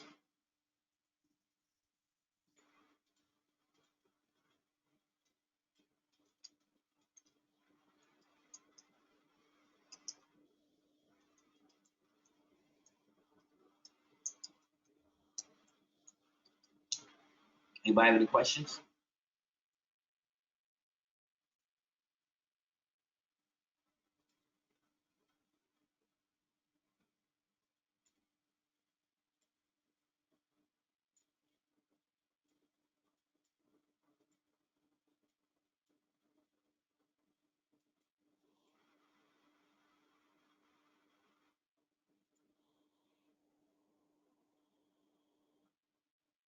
Yes.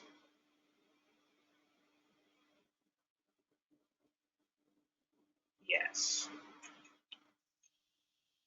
Gotcha. Here we go. What is a naja? Anybody know what a naja is?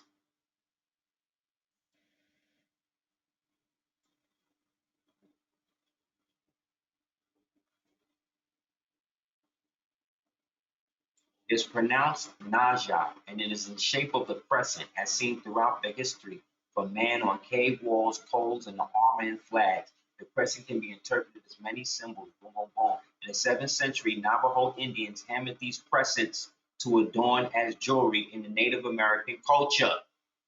It is a symbol of the spiritual aspects of femininity, such as intuition, creativity, and wisdom.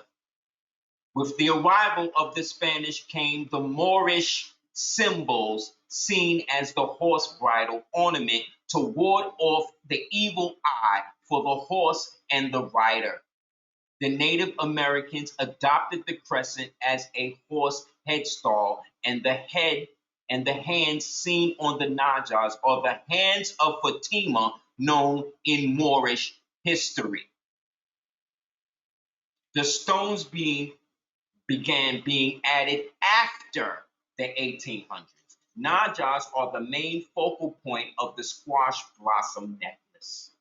Our Naja pendant, this is from an actual website that sells Najas for your horses, or Nahas for your horses, because the J is an H.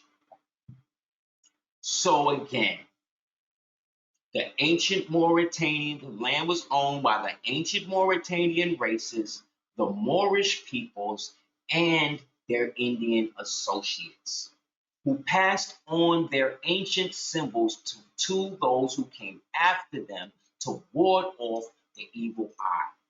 And the crescent was a symbol of ancient femininity and reverence to the divine feminine, in which the empire of mothers and sons, aka the Moorish Empire, helped to preserve. For all peoples, whether they were Moors or not, because according to the Sharifin constitutions, according to the Great Lord Dionysius and all of that, and according to the surrender of Granada, everybody was supposed to be taken care of.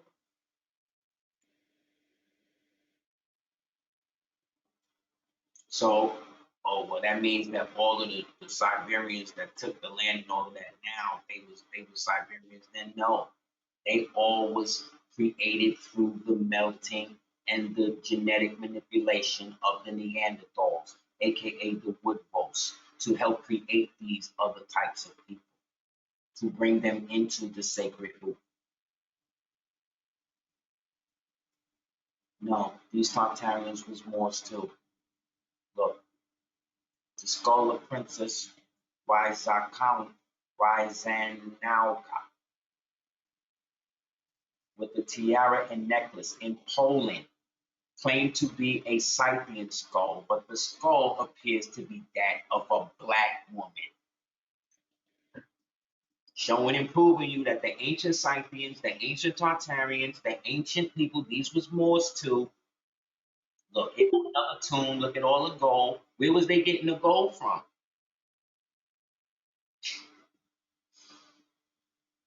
Hiram thinks that the expeditions of the Scythians into America might happen around AC 400, and the affairs of the North were of the utmost confusion in their mutual wars. See? Which together with their being overflocked with people, don't that sound like today?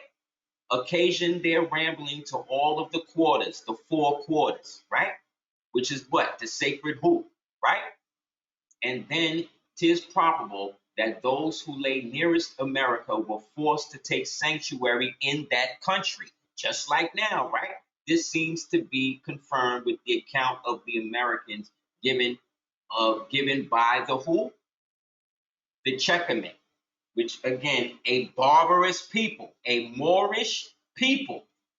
Barbary mean Moor, and he just associated this barbarous Moor with a so-called Native American Indian name, showing and proving again who these people are, who much resemble the old Scythians in their hunting, rambling, and other customs, and according to them came into Mexico, which means mixed with Moors, right? By the 700th year of Christ, which was the millennial reign that started in 700 AD, right? All the way up to 1492.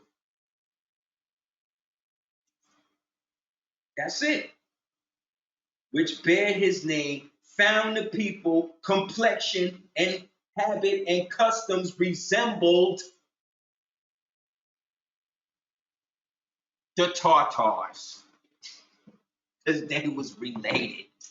This is where the Afro-Asiatic people come from. And from the Afro-Asiatic people, we get the who? The so-called Semitic people, right? So, man, I'm telling you, man, they be capping. These people be capping. They want beef for no reason. I can't be at war with anybody that don't have no treaty behind them, that don't got no real nation behind them, that can't speak for themselves, that since 1871 been to war to somebody else, that can only open casinos, that's drinking themselves to death. I'm talking about the black ones and the mestizo ones. Look, Afro-Eurasia, or nickname World Island, see, is a landmass comprising the continents of Africa, Asia, and Europe. Terms are portmanteaus of the names of its constituent parts, and the mainland is the largest continuous landmass on Earth. Afro-Eurasia, which is Western Asia, which is everything from Alaska, which is everything from the tip of China all the way to Spain. There is no Europe. So these barbarians, Tartarians, they talk about had similar customs and cultures and all of that because we all was there during the millennial reign. And everything ran through Granada. And when Granada fell, everything went to shit. And we've been scrambling ever since from these dirty Romans and these dirty, what really is dirty idolaters. We're really fighting old Romans under different names. So, anybody else?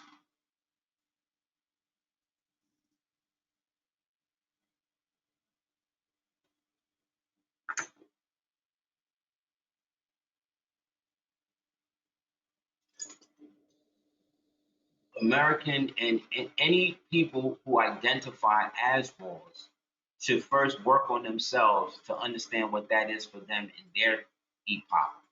Because we, again, according to the Circus of Quran, we are the truth and the straight and the falsehood strangely mixed. So just because you're a Moor don't mean that you're a good person, that you have moral values or you noble, you're striving to be something more or whatever. You got to look within yourself and see what type you're going to be.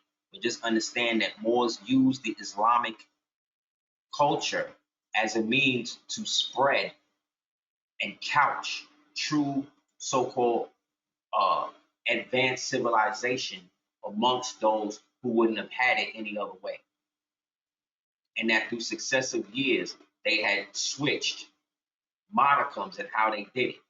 In this era, they sketched the name of Allah or Allah in stone.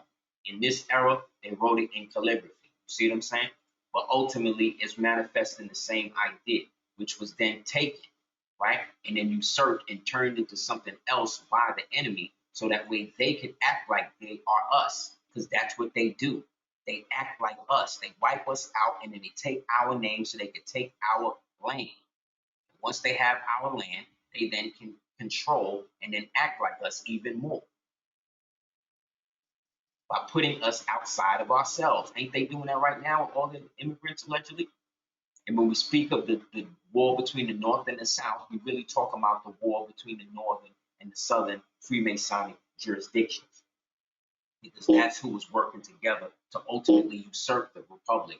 This is the Rome that Lincoln was talking about, that he was really at war with when you read his real speeches.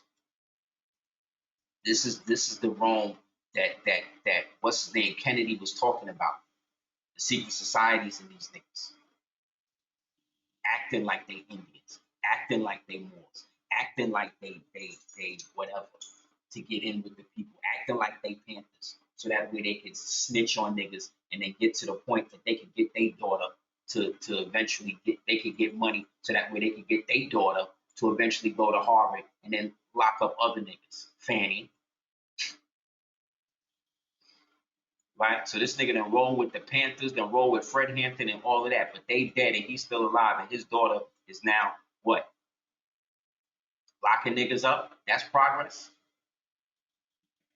When Tuscaloosa met De Soto, Rajanel says that his head had been covered with a coif and some coif like the Al Mizar, so that his headdress was like a Moor's, which gave him the aspect of authority.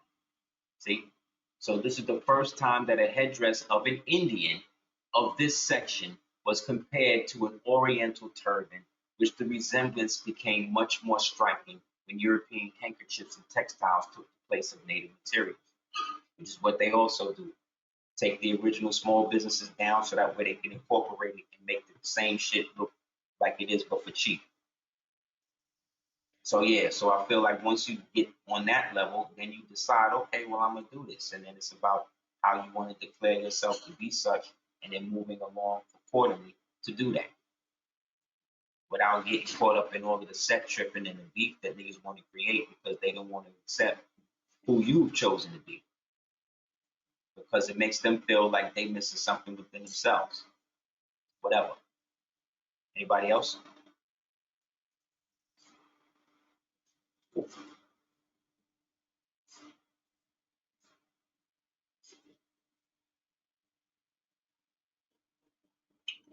And once you do that, like I said, then it's up to you to move along and accordingly to get your affairs in order so that way you can live that way without being tied down to all of the craziness that goes along, unfortunately, that has gone along with just being yourself.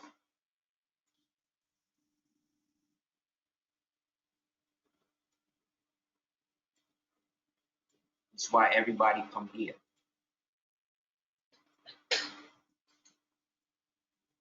Leave up to Harvard and lectures. I used to do a lot of dope things. Anybody else? But yeah, anybody wants to build on that part, just hit me up, houseofl@hotmail.com. Or if you join the app, you know, you can hit me up through that. You know, I'm still working out some of the things in it, but it's going well. Thank everybody for the support that's chosen to be a part of it. Again, we adding more stuff every day. And eventually we'll be able to get to the point to start doing the joints through there. But I also put up articles and all of that. That article that I talked about with the Maroons in Jamaica, that's on there. So you should want to peep that, especially with the Bob Marley movie that's out. Anybody else?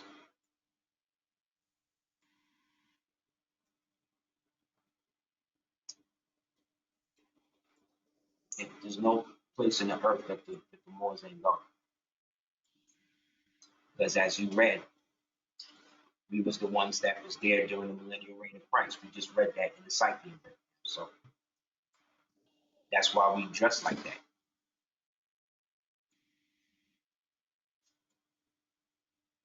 That's why we could see images of Toussaint Louverture with a fez on.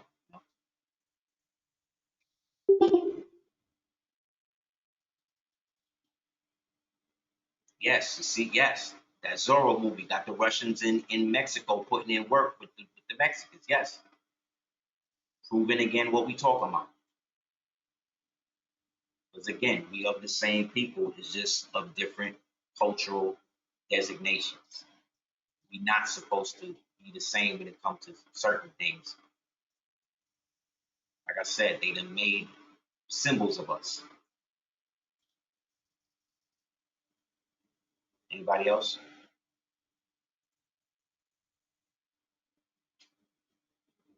Yeah, so this is the last part of the series. So thank you guys for participating and seeing where we're going with this. And hopefully you can see more, you know, in there as well. When you, like when you watch them in succession, you see what I'm talking about. But yeah, they this is why they trying to give these people citizenship as well. I don't know if you saw this, but this dude, they're giving this dude citizenship.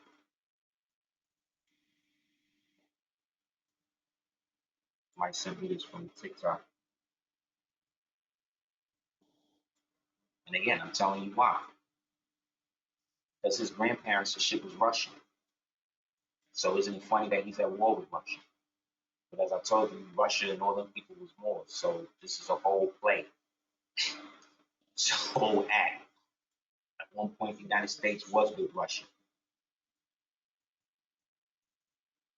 So what you can do, you can hit me up at houseofl@hotmail.com. Definitely hit me up there. Definitely check out www.aseer.com. Got the Dostop 14 up there. You definitely check that.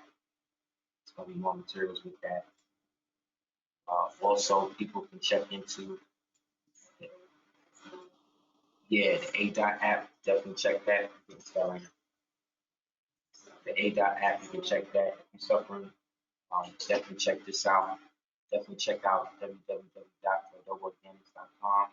Suffering from eczema, hair loss, dry skin, uh, anything like that. Definitely want to check that out. It's excellent for your body. Psoriasis, dermatitis. That's right, baby. Got another one? Yup. You definitely want to keep that. So definitely check that. Check the www.aseer.tears. Definitely check A.dot app. You can definitely check out cordobaorganics.com. Everybody, you want to hit me up, and please do so at houseofl.com. Really appreciate the support, especially everybody that's had me on shows the past for so-called Black History Month. Yeah, you know we do this every day, so It's all good. Anybody else?